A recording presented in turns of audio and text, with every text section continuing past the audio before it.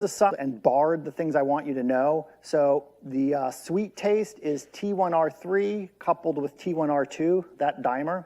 The umami flavor is again T1R3, but dimerized with T1R1. Can someone tell me what the umami flavor is? Describe that. What? Savory, yes. Savory is kind of the main synonym used for that. And so a lot of people associate this with meat. So glutamate is the poster child for umami flavor. In particular, people talk about monosodium glutamate, MSG.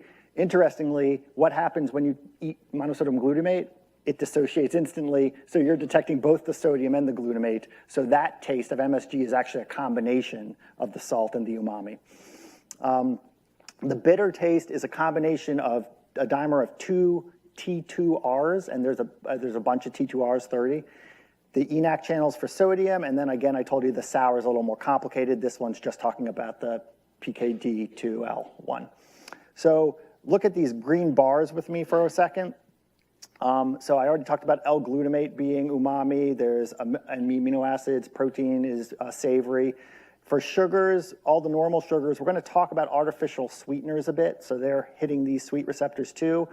D-amino acid, glycine, and then there's sweet proteins. These become important for diabetics. So there are proteins that bind the sweet receptors and taste sweet, but a ramification, can anyone think of, if you're buying that to cook with, what a ramification might be, that it's a protein?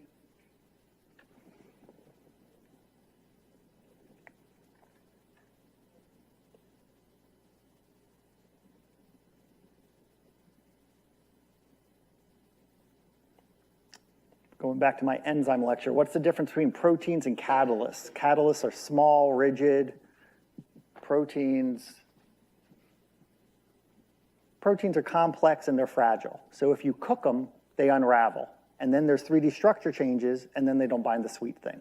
So you can't use these in anything that has high temperature cooking, or you won't get that sweet effect. And people could try to compensate with more food or something if you're not, you know, I'll get into all that. There's an interesting story there. Okay.